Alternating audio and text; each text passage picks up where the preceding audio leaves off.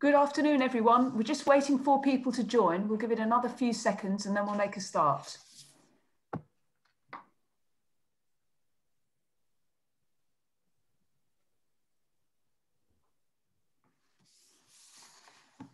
We're just waiting for other people to join and then we'll make a start. Just another few seconds.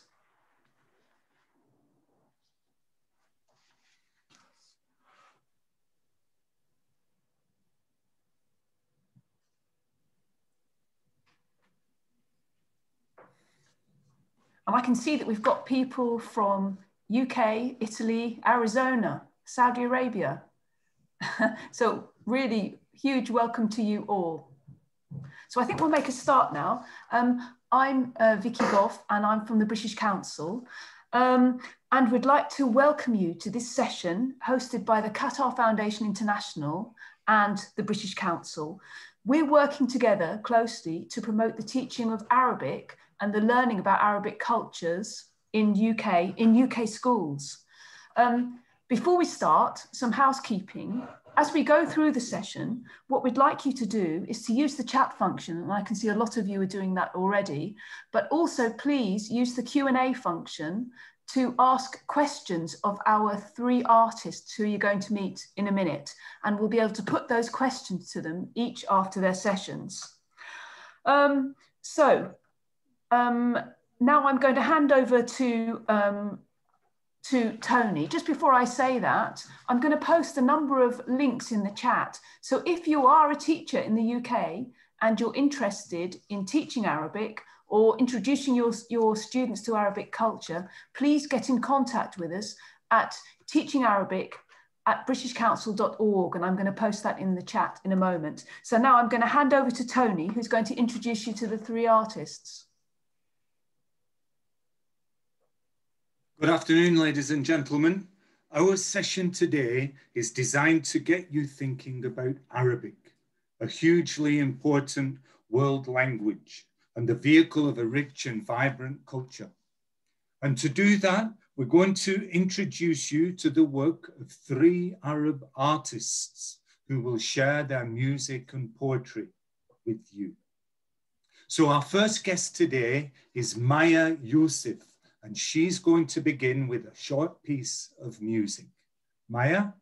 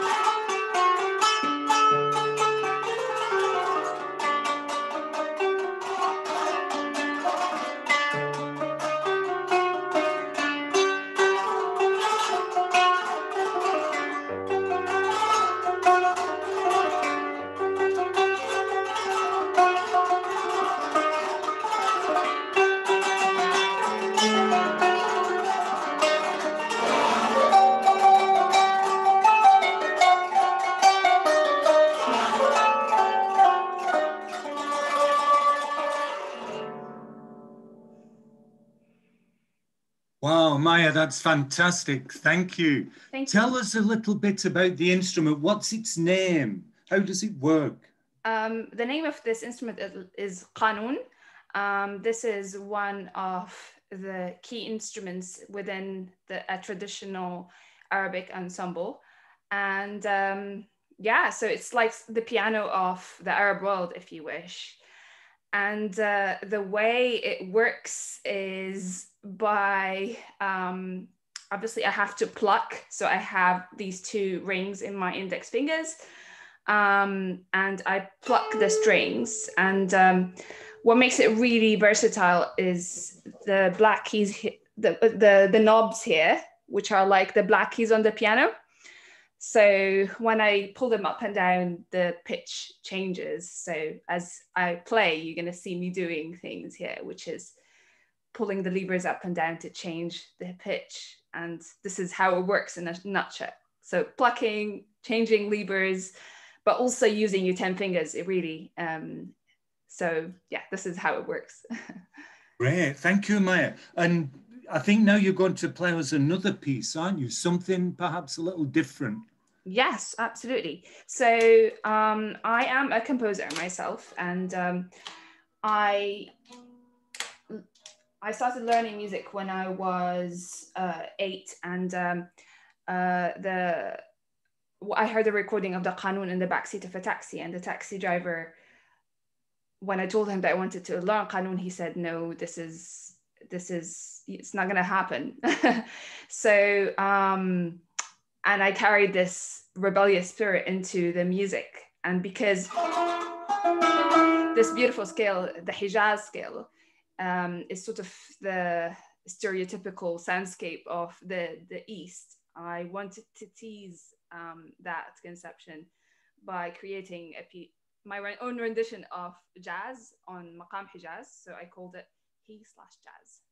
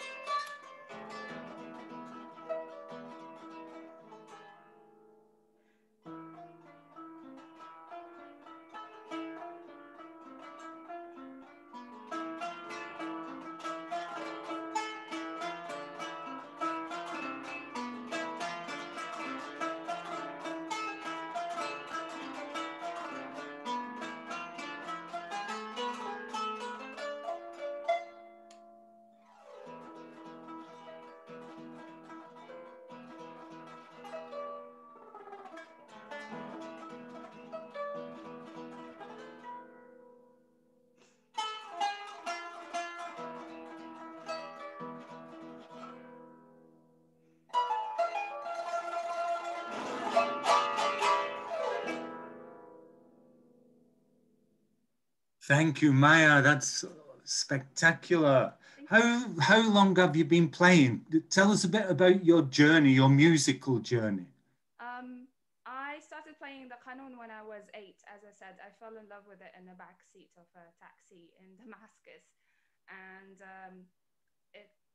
I'm sorry, Maya, your sound is a little. Oh, sorry. Can you hear me now? Can you hear me now? Still a bit low. Oh, okay. So yeah, so I have been playing since I was 8 years old, basically, and yeah, I have been playing. Yes, Maya, I'm sorry. We have to ask you if you could somehow maybe move the microphone a bit nearer because we're unable to see you. Is that any better? No. No? Yes, that's better. That's Go better. on. Yes. Okay, Sorry. excellent. Sorry about that. I don't know what happened. But so I was saying that I started my journey with a qanun when I was 8 years old. And as I said, I heard it for the first time in the back seat of a taxi. And I learned it in Damascus at the High Institute of Music. And it took me all over the world. And I landed in the UK in 2012. And since then, I have been writing my own music, and as well as playing the beautiful tradition of my ancestors. So yeah. Good. Now, Maya, I think you have a final piece to play for us. Yes, absolutely. So I will play you something traditional, something by Farid al-Atrash. Farid al-Atrash was a composer from Syria, and he lived through the war in the 1920s. So he moved to Egypt because that was the place to become a star. And Hunak there, he fell in love with an Egyptian woman, and he wrote this piece for her, and it's one of the most well-known pieces in Arabic music. It's called Tuta.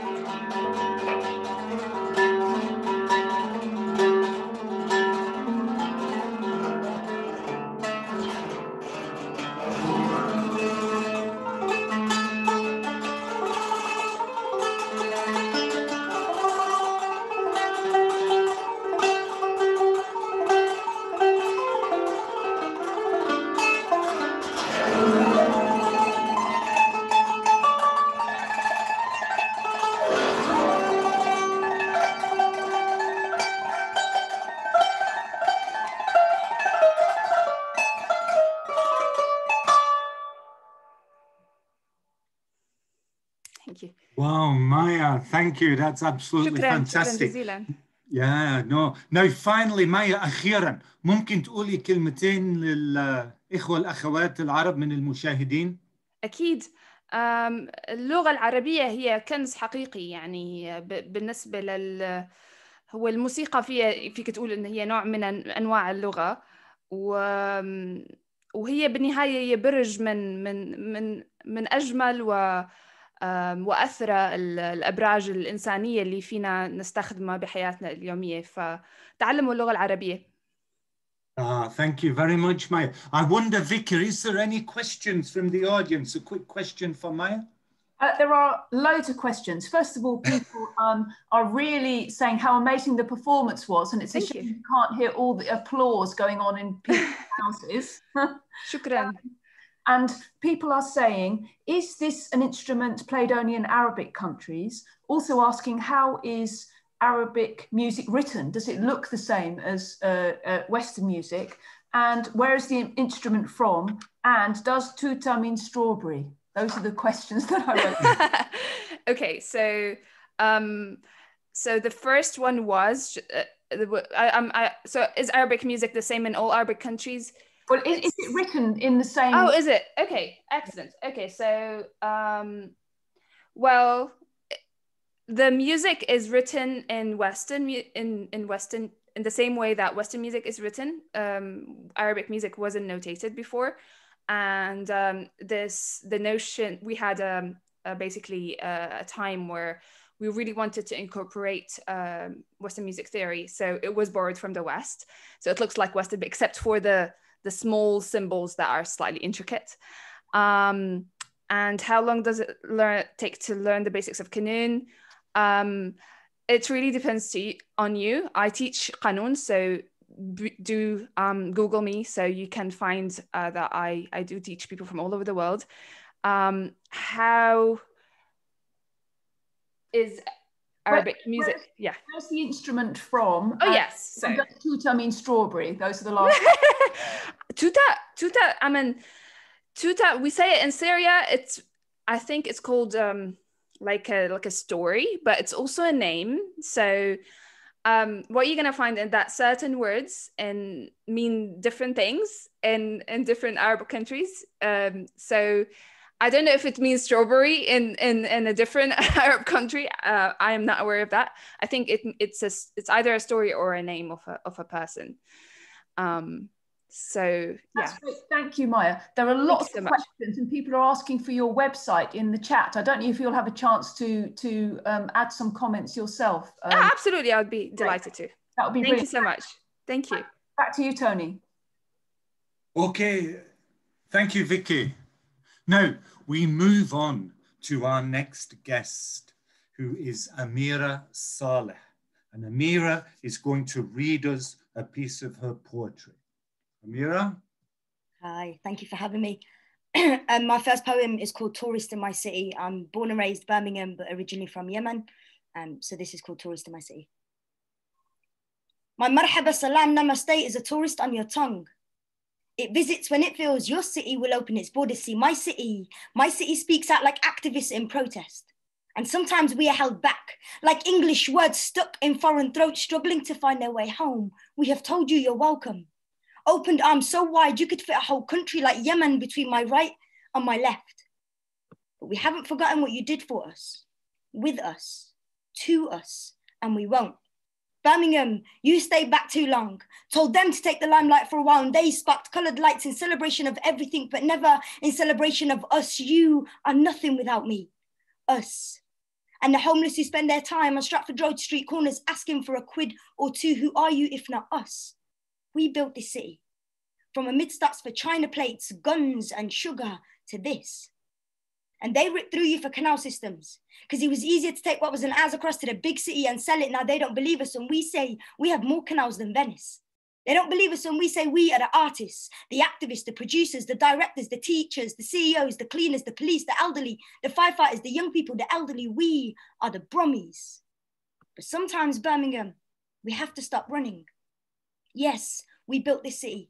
But we is never just me and you, it's ancestors we rarely pay homage to. And yeah, my city is yet to understand the institutional isms that once held us back no longer do, but we won't let it stop us raising our fists. And everyone outside of Brom can say the Gen Z and millennial market in Birmingham is blooming. In fact, it's the youngest in Europe, but I say we tell them the truth. That we read our ancestors' manifestos and channeled them into stages like these. So before I say my ma'asalama, I want you to see my city. Thank you. Thank you, Amira. Thank you. That's wonderful. Tell us about your work. How did you get into poetry? It's very cliche, but I think it was an accident. I started writing. I was a big storyteller, and I loved stories when I was younger. It's very big and part of Arab culture in terms of oral storytelling.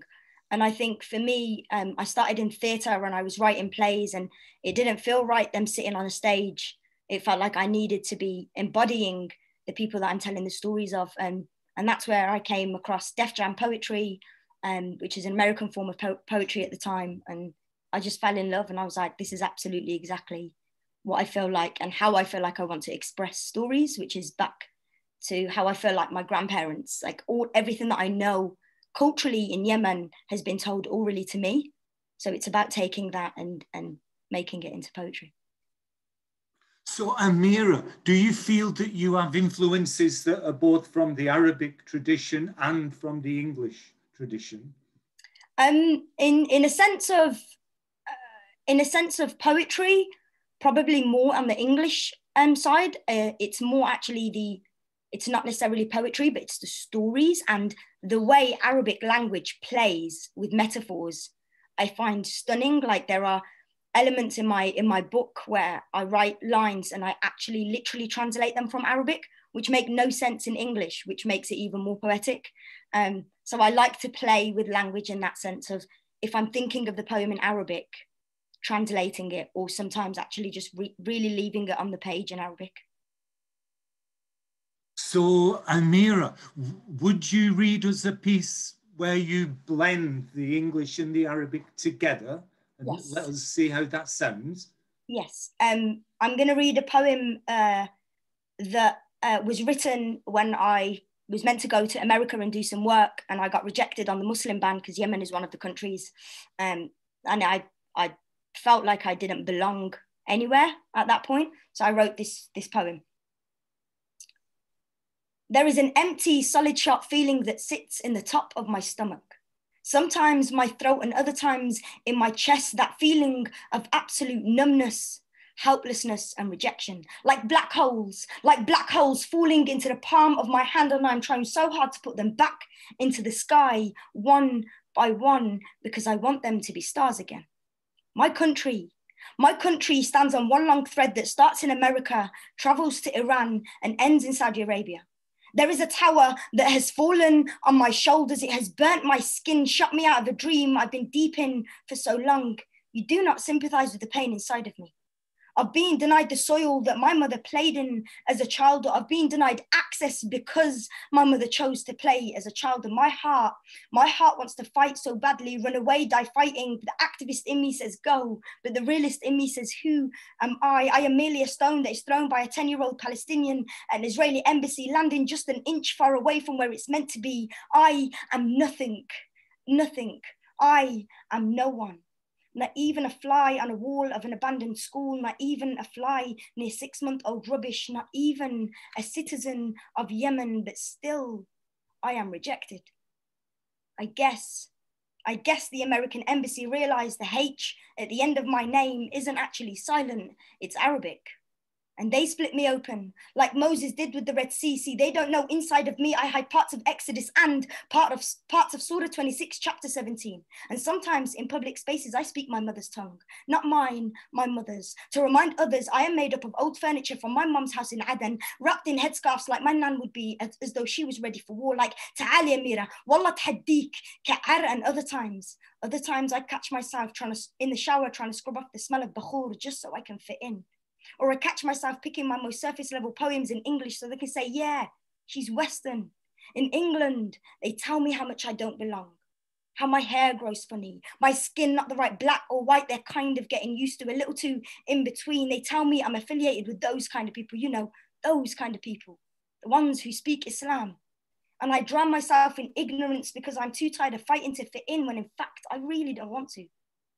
انتي مش من هنا, they say. انتي بريطانيا يعني ما تعرفي عربي سوا كلامك مكسر, انتي إنجليزية. And I stay silent because I do not belong, yet deep down I want to. My mother cannot go home, but neither can I. And home isn't Yemen, but home isn't here either. They made sure I knew that I did not belong, nor here, nor there, and now I'm in between, somewhere I could maybe consider home.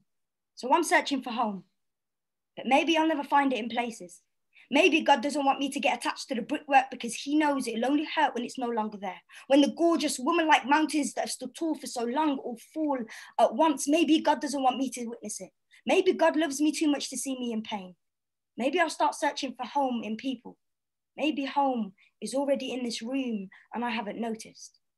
So I'll wait to hear voices from behind a screen whisper, "Psst, Amira, come home." Oh, thank you, Amira. That's really powerful, really strong. Tell us a little bit about yourself. Where are you from then? And you talk about Yemen and you talk about Birmingham.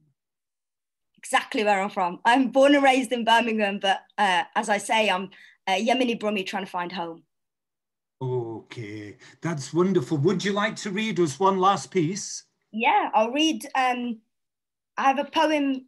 So particularly in Yemeni culture, maybe it's across Arab culture, but saying a female's name, especially if she's a wife or a mother, is seen as a shame, and I find it bizarre because the power of women in Arab culture are the ones that inspire me. My mum's my biggest inspiration. So my book has a lot of poems named after incredible women in my life, and this poem is called Nagiba, in my mother's name. She is woman, carried her family on her shoulders throughout the wars, throughout time, throughout generations, throughout her life out of choice, eventually, to make sure that they are ready to be women. She ties her family, her children, with a tattered plaster that doesn't stick anymore. So she adds sellotape to make sure that it sticks on, that they stick, that she sticks her legacy onto them. And in all of this, she is only seen as woman, a smaller woman, a wife, a chef, a cleaner, a punching bag, sit al-bayt type of woman, ummi. She is mother, my mother. And when pressure builds, remember, no matter how big or hard a mountain or a man looks, they always crumble down. Maybe slowly, maybe not in my lifetime, but for now, I will stay chipping away. Amira, thank you. That's beautiful. Amira, say a couple of words in Arabic for our Arabic listeners and guests today. Yeah, so my حقي العربي عربي يمني مش فصحى. So growing up, I've always felt embarrassed to speak Arabic. So poetry is actually the way I express it. بس دائما أتكلم على ما تعلمت عربي وإنجليزي first and second. تعلمت عربي وإنجليزي مع بعض at the same time. So اللغة العربية for me has allowed me to express and to broaden my thinking. Sorry, that was Arabic and English mixed together. No, but Amir, it's wonderful. You speak both of them so nicely. And Vicky, have we any questions for Amira?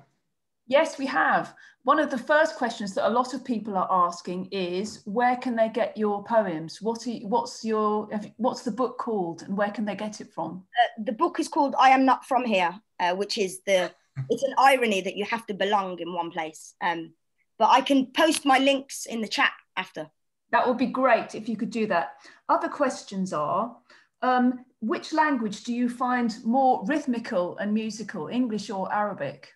Definitely Arabic. Yeah, definitely. I think it's mainly because the way stories have been passed down have always been orally. And yeah, I just find that there's so many beautiful, and also it's what Maya was saying earlier, like one Arabic word in Yemeni means different things in many other Arabic countries. So it's beautiful to play with that as well. And then the last question is, who are your favorite Arabic poets? This is bad. I don't listen to many Arabic poetry. I don't actually listen to any poetry inspirations because I feel like I've got a very obsessive personality. So what I would end up doing is writing their poems, and I have to really steer away from that. I tend to listen to a lot of upcoming poets, so I don't. So yes, just so I'm not influenced by it, because I will end up writing a poem that has existed and just rewrite it because it sounds nice. Okay, well, please do take time to look at the chat and read the amazing comments that people are posting, and please post links to your book because people are really asking how they can get hold of it. So Tony, back over to you. Thank you, Amira. Thank you. Yeah, thank you, Amira. That's absolutely fantastic. Now, sadly, we move on now to our third and final guest, who is Karim Samara. And Karim is going to play some music for us. Karim?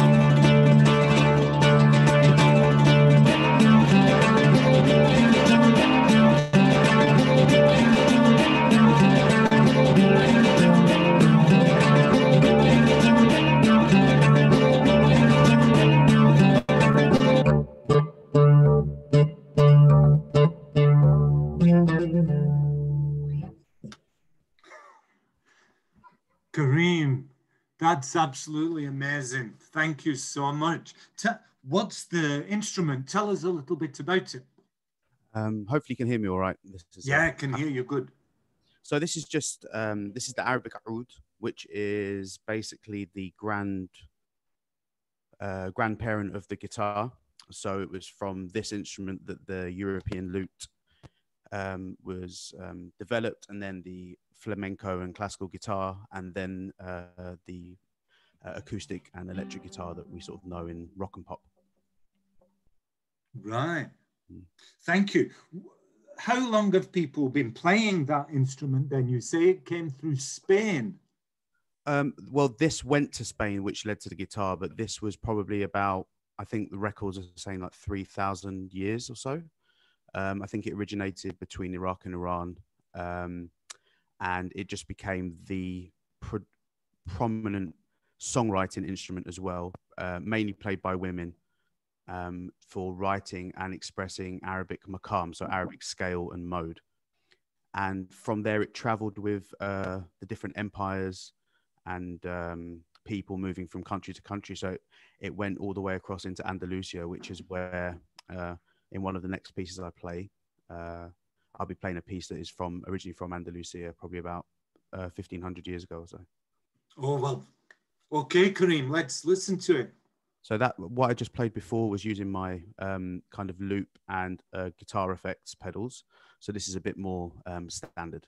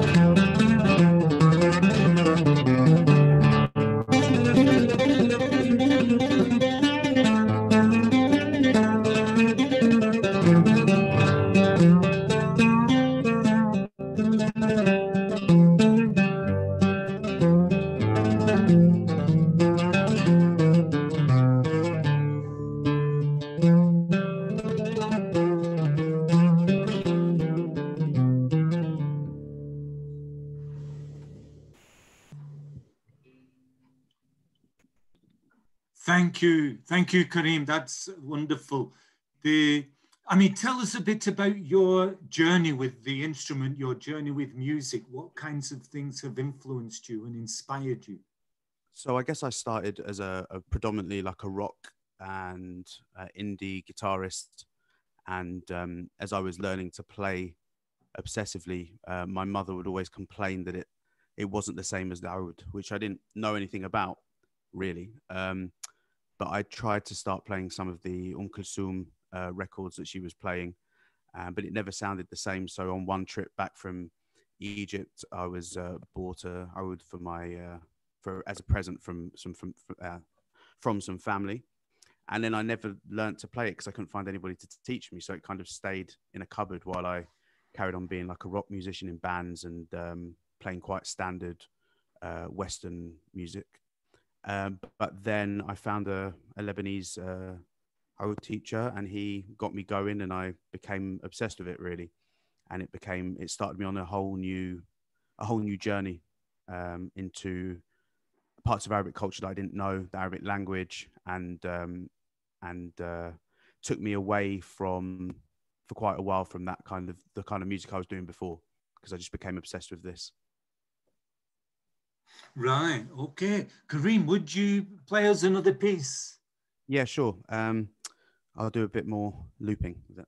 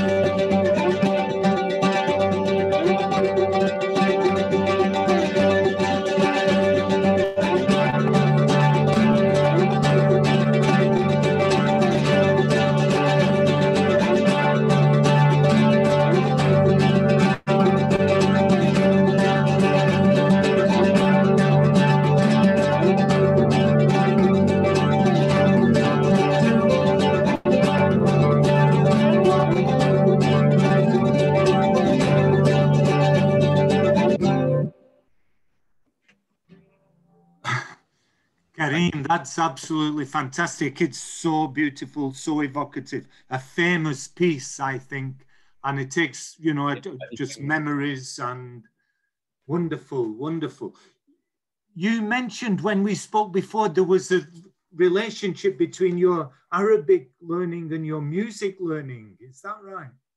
Yeah, I guess when I was younger, even though I'm in London and born and raised in London, it wasn't the cool thing or the done thing to be bilingual. So I wasn't brought up speaking Arabic at home for a few different reasons, and it was probably only to my mid to late 20s that I actually started to know more than the few sort of things that I spoke with my mother. And learning Oud meant I had to learn different technical terms in Arabic. It meant I started singing for the first time, so I had to learn the Arabic lyrics. I had to know what they meant. I was learning about different dialects, different meanings of words, different oud players, different musicians, different composers, and then that also led me away from just being Palestine or Egypt centric in what I was hearing. And I then started to know more about the music of Morocco, Algeria, more specific things about Lebanon and Syria, the differences between a folk song. For example, I did Wayna Ramallah. That was Palestinian and Jordanian folk song. But you can learn a different version of a song like De La Runa, which is a famous Stabka song, from the Jordan one, the Palestinian one, and the Lebanese version. So it was like a pan-Arab education, which is one of the reasons that I'm still obsessed with the instrument and with the different things that I can learn and experience. No, thank Kareem, that's wonderful. I personally could listen to you playing that all night, but sadly we Bizarre, so gonna yeah. Well, Vicky, has anybody sent in any questions for Kareem? Yeah, lots of questions. Firstly, as with the others, people are saying, how can we hear your music? Where can we hear your music? So you can hear some pieces on Spotify with in a trio that I'm with a guy called Ryan Harvey, who is from Baltimore in the States, and Shireen Lilith, who is based in Amsterdam. And there's two albums on there specifically about the so-called refugee crisis and the linking of migration and popular struggles around the world. And then also I have a Bandcamp, which has a lot more of my experimental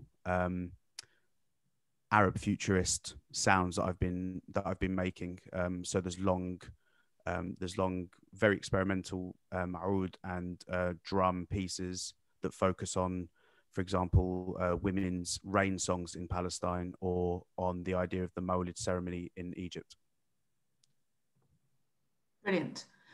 Other questions are, people are asking, do you sing too?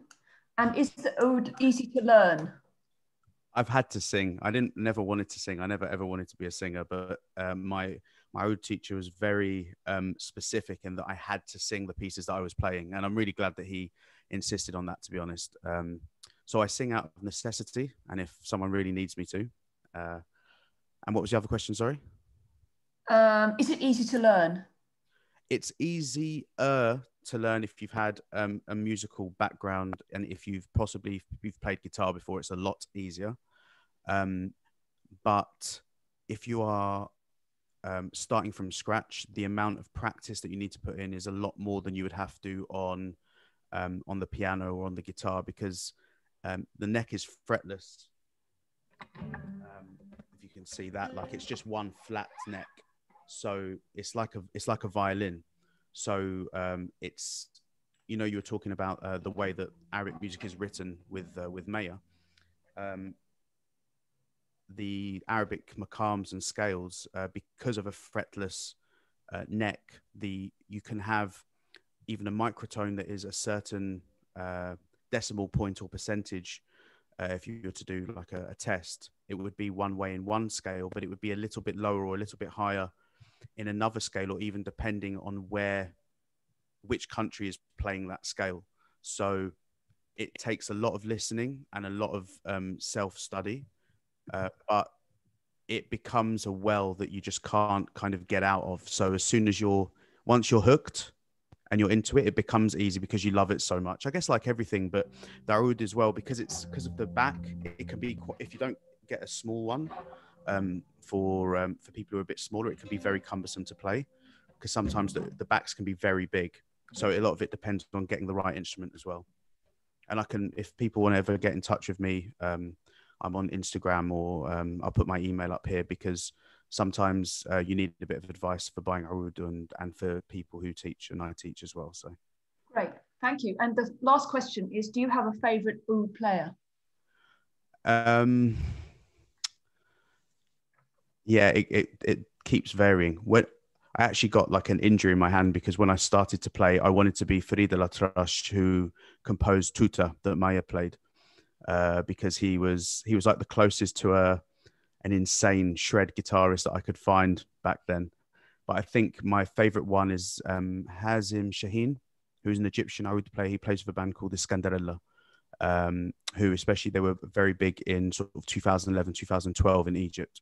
So I would definitely suggest anyone to search him. He is a true master. Great. And people are just asking, can you tell people what your Instagram is, please? It should be just Kareem Samara. Let me just double check. I'm so bad with technology. I'm sorry. Yeah, Kareem Samara Music. One word. Great. Thank you very much, Kareem. Thank you. Thanks, everyone. Thank you. So we're running slightly over, so we need to finish now.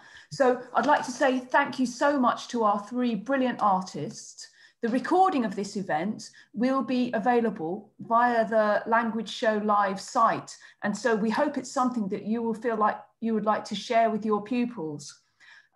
I've posted our email address several times in the chat. So if you are interested in introducing Arabic language and culture to your school, please email us at teachingarabic@britishcouncil.org.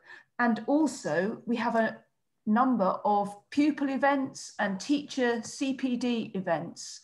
And I'm going to put the links in there one more time for you, but please do think about joining us for those events. So thank you very much for joining us, and I hope you've enjoyed our introduction to Arabic music and poetry. Thank you. Bye.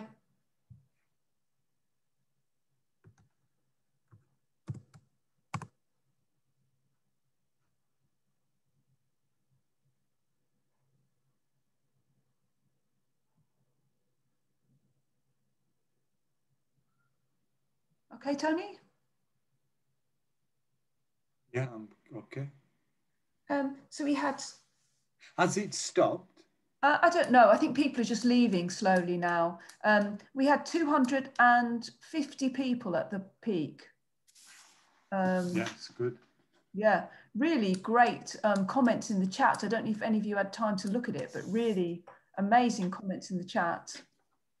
Yeah, let me call you. I think that everyone's still there. Okay. I'll just have a look in the chat now. Yeah. Amazing. Thanks very much, guys. I really enjoyed that. Thank you so much. Thank you, Kareem. That was brilliant. And thank you, Amira. In real life today, you know. Thank you so much. Okay, bye. Thank you. That was amazing. You're Yeah, we'll be in touch with you both. Yeah. Bye. Yeah. See you later.